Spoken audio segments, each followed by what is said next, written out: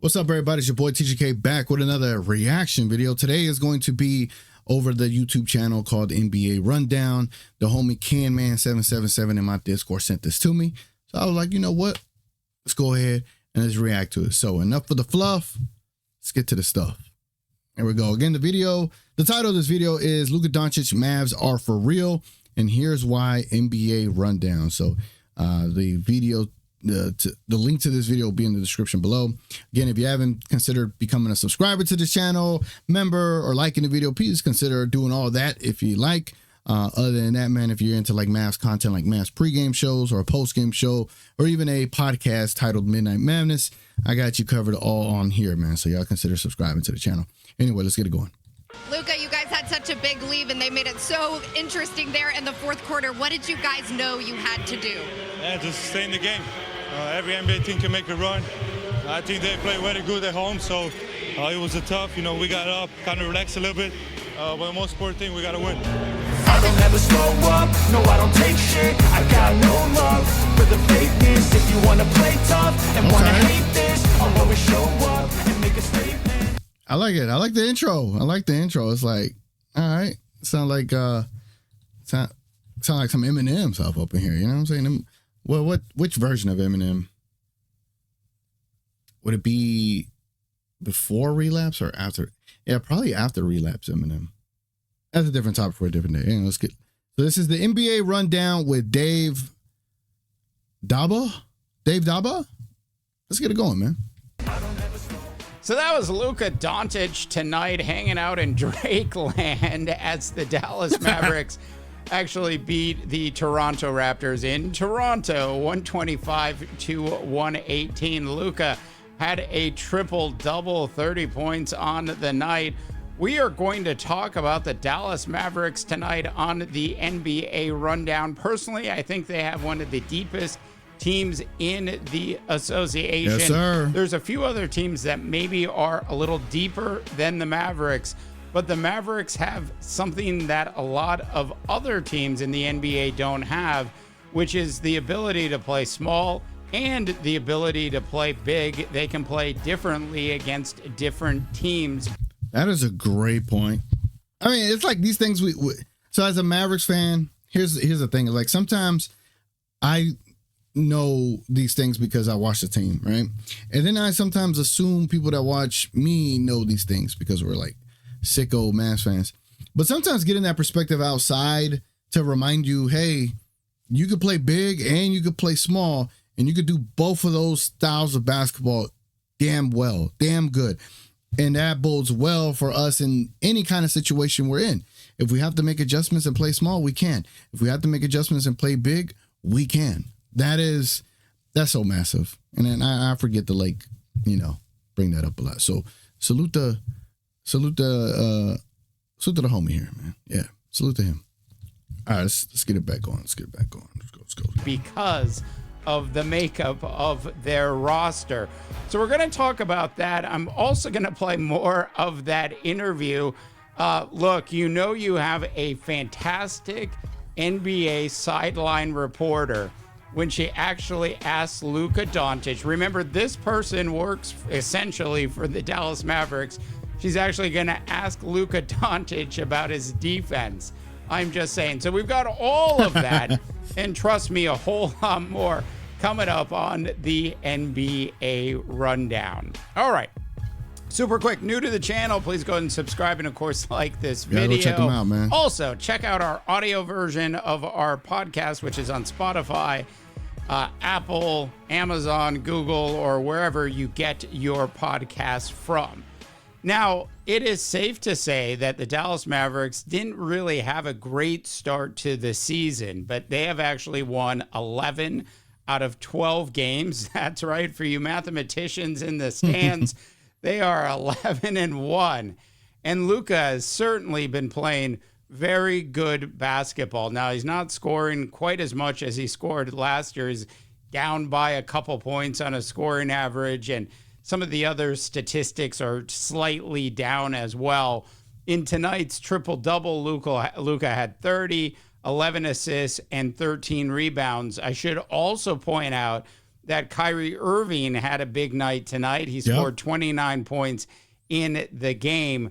In addition to that, PJ Washington showed up with 13. He averages about 12 and a half a game. Speaking of averaging just 12 and a half points a game, if we were doing that, we might also be talking about Klay Thompson, who is basically skiing down the backside of Career Mountain now. If you will, he's 2 stops away from the bottom of the mountain. Still, he has a lot left in the tank, and some nights you'll get part of old Klay, which is what happened tonight when he scored 20 points in the game and was 3 for 9 from the three-point arc. Now, this Dallas Mavericks team is absolutely for real. We are going to talk about the depth on this team, slightly how it actually compares to some of the other teams in the NBA that also have extremely good depth. We'll get to that in just a second, but I wanted to play more of that interview. And remember, this sideline reporter is actually going to ask Luka about his defense. Straight now for you guys, and so many of those have been on the road. Depth is definitely one of the things. What else has been key? It's the chemistry, staying together. We can easily collapse when they came back, but we stay together, and we got to win, Just keep going like that, and it's fun. It's fun out there. Another triple-double for you, and another good night of defense. Which one are you more proud of? Now we're going to match the defense. It's good. I think we play great defense. I think they made some unexpected threes that we kind of live with. And, we just got to do a little better job, knowing who's shooting, who's not. Just keep winning. I mentioned this earlier, but it seems like you guys are having so much fun. How great is the camaraderie right now with you guys? Great. I mean, like I said, chemistry is the top. We're just getting started. It's the start of the season. Things going to get better and better, and I'm just happy to be part of it. All right, thanks, Luka. So that sideline reporter definitely deserves a raise, in my opinion. Now, I want to talk about the Dallas Mavericks depth a little bit and how they actually use the depth. Now, if they're going up against a team that has larger players, then you'll see Daniel Gafford significantly more. You'll see Derek Lively significantly more in the rotation as well. I just noticed he has his hat backwards. I have my hat backwards. This was not planned. That's funny. That's funny. Now they're gonna be like, TGK, you don't blind react. Like, bro, I don't even know. But I learned. This is the first time I've done a backwards hat video. So yeah, I didn't know. But we're matching now. You know what I'm saying?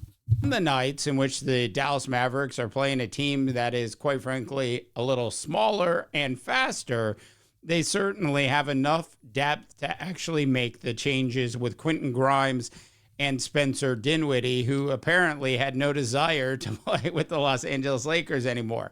Because if Spencer Dinwiddie played the way he's playing for the Dallas Mavericks, and he did that with the Los Angeles Lakers last season, he'd still be in purple and gold. Wow. Now, the team chemistry, as Luka actually referenced in that interview, is also very important. And sometimes it takes a little bit of time for team chemistry to develop. Yep. Now, we know that the additions of PJ Washington and Daniel Gafford at the trading deadline last year were absolutely key in the Dallas Mavericks actually making a run to the NBA Finals. Yep.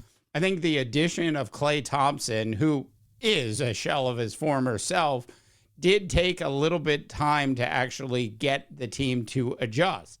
Klay also has to adjust to the big and small lineups that Jason Kidd is going to throw out at any given time.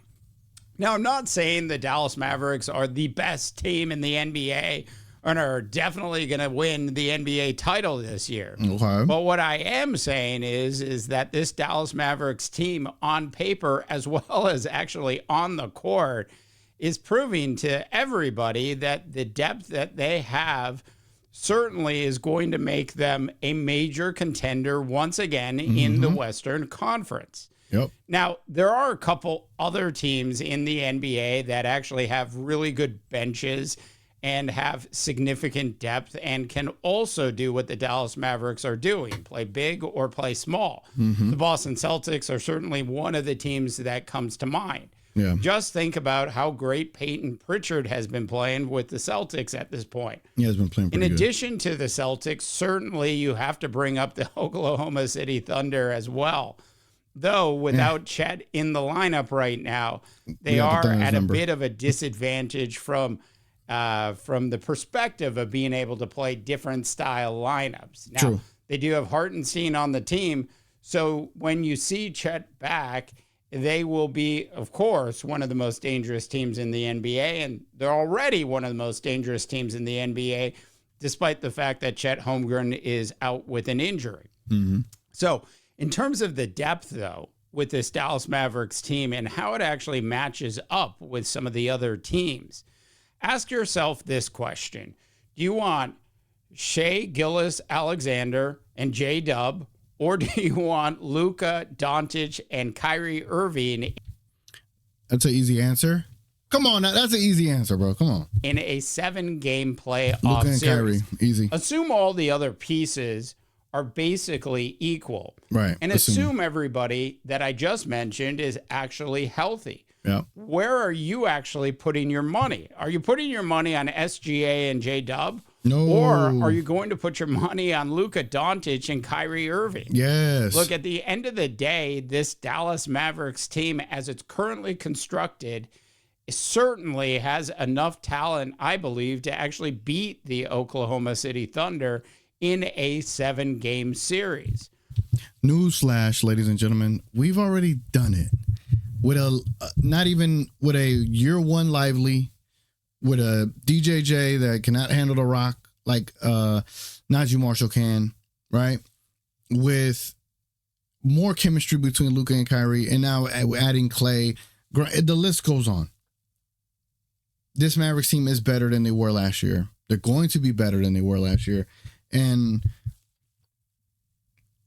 I don't know. It's like this thing that it's like people forget the Mavericks made the finals. And not him specifically, but it's like this foregone conclusion that OKC is just better than the Mavericks, even though they lost in the playoffs to the Mavericks when Luka was hobbled. Luka was hurt, and we still beat the Mavericks, and we still beat the Thunder. Like, come on now. Now, do I think they can actually beat the Boston Celtics in a 7-game series in the NBA Finals, or maybe the Cleveland Cavaliers? That's a different conversation, I think, for a different day. But in terms of this Dallas Mavericks team having enough depth and having enough strategy on the coaching side with Jason Kidd, and having enough talent on the bench with Quentin Grimes, Spencer Dinwiddie, Daniel Gafford. They'll certainly add an additional player, I'm sure, before the trading deadline. Look, this team is actually positioned in a really good spot to make a serious run at an NBA Finals once again. All right. So those are my thoughts on the Dallas Mavericks at this point. Hey, thanks so much for tuning in to the NBA Rundown. We try to do a show a day if we can. Once again, if you haven't had a chance to subscribe yet, please go ahead and subscribe. Y'all go check them out, man. Y'all go check out the NBA Rundown. The link to that video will be in the description below. Again, go and get their subs up if y'all liked what the homie had to say. It was a great breakdown. Again, a lot of the people that are covering the Dallas Mavericks right now are doing a really good job understanding who the Mavericks are, knowing their personnel, knowing the capabilities that the stars have, and knowing the matchups and how those things look like. So everyone's been doing a pretty solid job talking about the Dallas Mavericks. I need videos where people say the wrong things. You know what I'm saying? I need things where people say some outlandish stuff so I can, push back, right?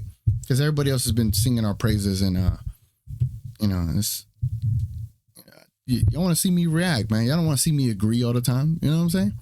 Anyway, just jokes. Appreciate y'all watching. It's been your boy TGK. Consider liking this video. Consider subscribing if you haven't. Consider becoming a member if you like. It's been your boy TGK. Appreciate y'all being here. We are out. Catch you on the next one.